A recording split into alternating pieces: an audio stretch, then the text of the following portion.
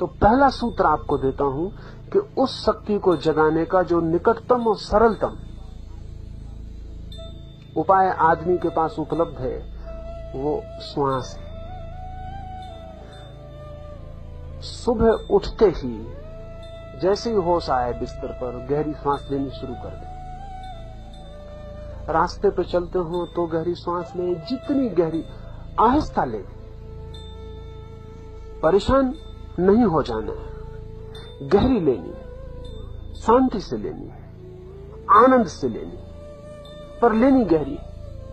और पूरे वक्त ख्याल रखना है कि जितनी ज्यादा प्राणवायु भीतर जा सके, आपके खून में, आपकी श्वास में, आपके हृदय में जितनी प्राणवायु जा सके और जितनी कार्बन डाइऑक्साइड बाहर फेंकी जा सके, उतना ही जो ध्यान हम करने जा रहे हैं उसमें सरलता हो जाएगी।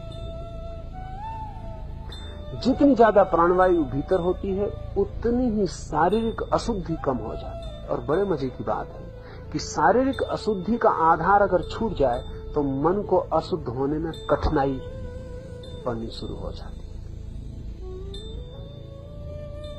जितनी ताजी हवा भीतर होगी उतने आपके मन के दूषित विचार को पनपने की संभावना कम हो जाएगी। और जैसे मैंने कहा, ये पूर्णमिदं ऐसे सूत्रों के भीतर खिलने की, इनके फूल बनने की संभावना ज्यादा हो जाएगी। तो पहला हाइपर ऑक्सीजनेशन, प्राण वायु आधिक्य, इस पर ध्यान रखें। 7 दिन पूरे इसमें 2-3 बातें होंगी, उनसे घबराए ना। अगर गहरी सांस लेंगे तो नींद कम हो जाएगी, उससे जरा भी चिंता ना लेंगे।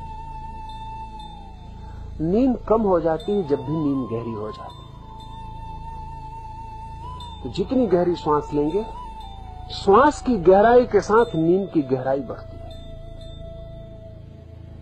इसलिए तो जो लोग मेहनत करते हैं वो रात गहरी नींद सोते हैं, जो मेहनत नहीं कर पाते वो रात गहरी नींद नहीं सो पाते। जितनी श्वास की गहराई होगी भीतर, उतनी नींद की गहराई बढ़ जाएगी। लेकिन नींद की अगर गहराई बढ़ेगी, इंटेंसिटी बढ़ेगी, तो एक्सटेंशन कम हो जाएगा, लंबाई कम हो जाएगी। उसकी चिंता नहीं लेंगे। अगर आप 7 घंटे सोते हैं तो 4 घंटे में पूरी हो जाएगी, 5 घंटे में पूरी हो जाएगी, उसकी कोई फिक्र नहीं है। लेकिन 5 घंटे में आप 8 घंटे की बजाय ज्यादा ताजे और ज्यादा आनंदित और ज्यादा स्वस्थ सुबह उठेंगे। इसलिए जब सुबह नींद टूट जाए, और जल्दी नींद टूटने लगेगी, अगर आपने गहरी सांस ली तो जल्दी नींद टूटने लगेगी, तो जब नींद टूट जाए उठाएं।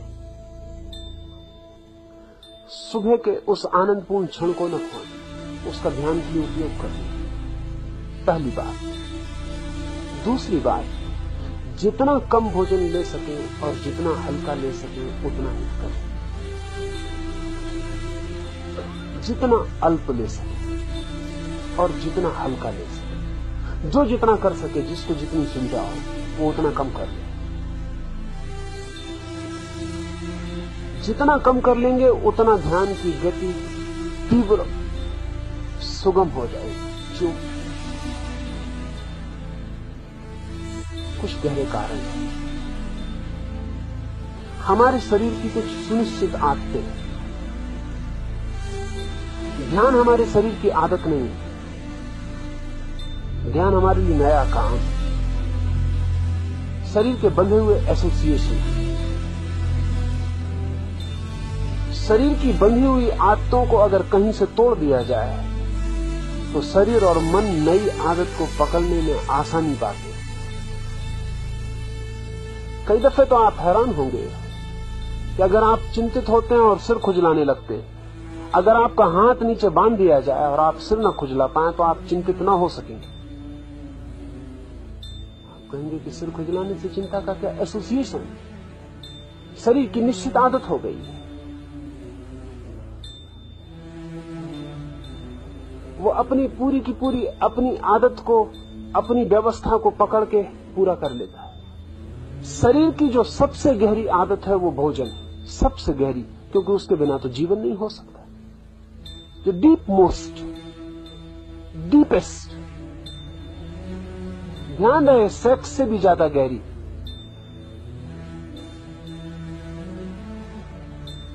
जीवन में जितनी भी गहराइयां हैं हमारे, उनमें सबसे ज्यादा गहरी आदत भोजन है।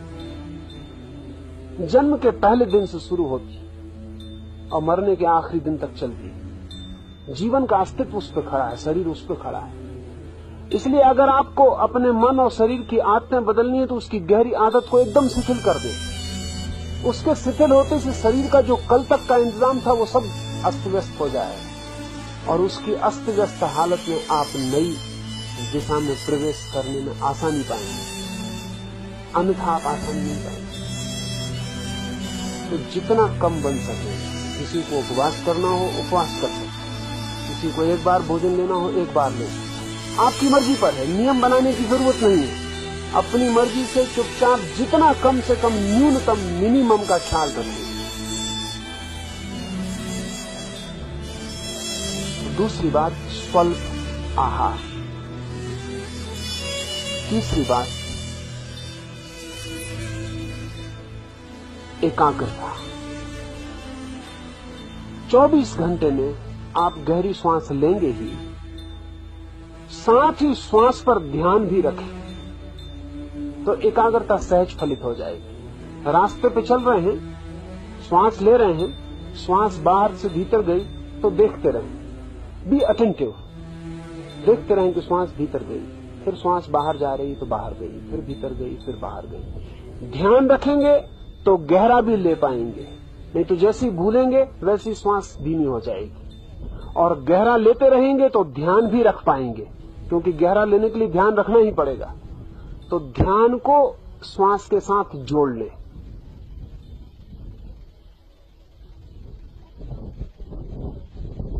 कुछ काम करते वक्त अगर ऐसा लगे कि अभी ध्यान श्वास पर नहीं रखा जा सकता, तो जिन कामों को करते वक्त ऐसा लगे कि अभी ध्यान श्वास पर नहीं रखा जा सकता, तब उन कामों पर कंसंट्रेशन रखें, उन कामों पर एकाग्र रहें। खाना खा रहे हैं तो खाने पर पूरी एकाग्रता से खाएं, एक एक कौर पूरे ध्यान पूर्वक उठाएं। स्नान कर रहे हैं तो एक एक पानी का एक कतरा भी ऊपर पड़े तो पूरे ध्यान पूर्वक। रास्ते पे चल रहे हैं तो पैर एक एक उठे तो ध्यान पूर्वक। ये 7 दिन आपका 24 घंटा ध्यान में लीन हो जाए। यहां तो हम ध्यान करेंगे वो अलग, ये मैं आपको बाकी समय पूरी पृष्ठभूमि आपकी बनाने के लिए कह रहा हूं। तो तीसरी बात, जो भी करें बहुत ध्यान पूर्वक, बहुत एकाग्र चित्त से करें, और ज्यादातर तो श्वास पर ही एकाग्रता रखें, क्योंकि वो 24 घंटे चलने वाली चीज है। न तो 24 घंटे खाना खा सकते, न स्नान कर सकते, न चल सकते। श्वास 24 घंटे चलेगी, उस पर 24 घंटे ध्यान रखा जा सकता है, उस पर ध्यान रखें। भूल जाएं दुनिया में कुछ और हो रहा है, बस एक ही काम हो रहा है कि श्वास भीतर आ रही है और श्वास बाहर जा रही है। बस ये श्वास का बाहर और भीतर आना आपके लिए माला की गुरिया बन जाए, इस पर ही ध्यान को ले जाओ। तीसरा सूत्र। चौथा सूत्र, इंद्रिय उपवास, सेंस डिप्राइवेशन। वो 3 बातें उसमें करनी है। एक तो जो लोग पूरे दिन मौन रख सकें वो पूरे दिन के लिए मौन हो जाए। जिनको कठिनाई मालूम पड़े वो भी टेलीग्राफिक हो जाए। जो भी बोले तो समझें कि एक एक शब्द का कीमत चुकानी पड़ रही, तो दिन में 10-20 शब्द से ज्यादा नहीं। बहुत जरूरी मालूम पड़े, जान पे ही आ बने तो ही बोले। जो पूरा मौन रख सकें उनके फायदे का तो कोई हिसाब नहीं। पूरा मौन रख सकें, कोई कठिनाई नहीं। एक कागज पेंसिल रख लें, जरूरत पड़े तो लिख के बता दें, कुछ जरूरत पड़े तो पूरे मौन हो जाए। मौन से आपकी सारी शक्ति भीतर इकट्ठी हो जाएगी, जिसे हमें ध्यान में आगे ले जाना है। आदमी की कोई आधे से ज्यादा शक्ति उसके शब्द ले जाते। शब्द को तो बिल्कुल छोड़ दें।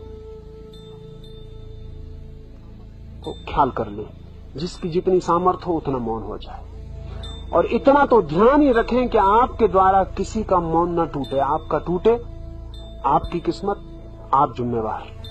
लेकिन आपके द्वारा किसी का न टूटे। अकारण बातें किसी से न पूछें, अकारण जिज्ञासाएं न करें, व्यर्थ के सवाल न उठाएं, किसी को बातचीत में डालने की आप कोशिश न करें। सहयोगी बने दूसरे को मौन करवाने। कोई पूछे तो उसको भी मौन करने का इशारा दे दें, उसे भी याद दिला दें कि मौन रहना है। बातचीत छोड़ दें बिल्कुल 7 दिन, फिर बाद में करिए, पीछे तो आपने किए बहुत।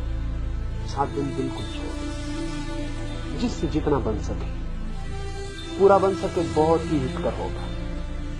फिर आपको कहने को नहीं बचेगा कि ध्यान नहीं होता है।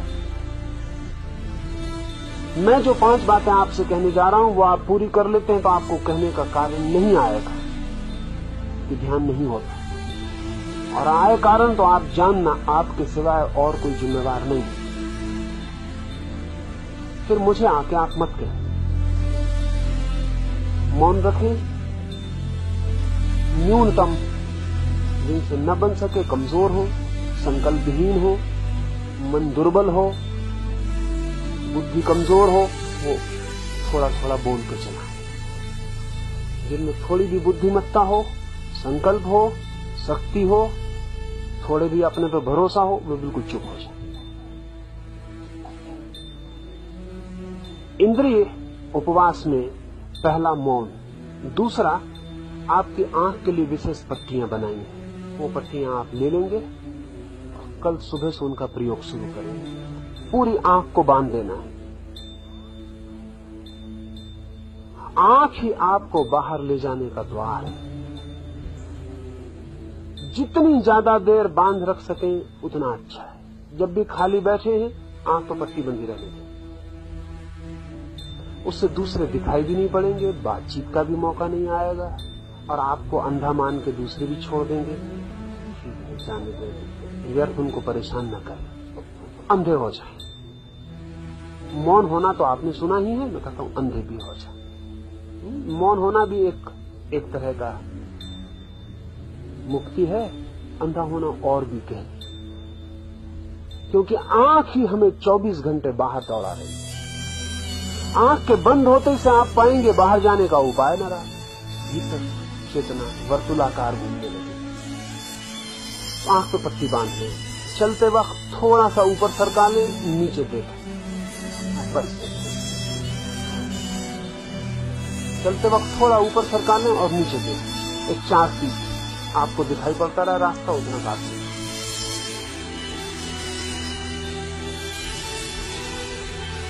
उसे बांध के ही पूरा वक्त गुजारे।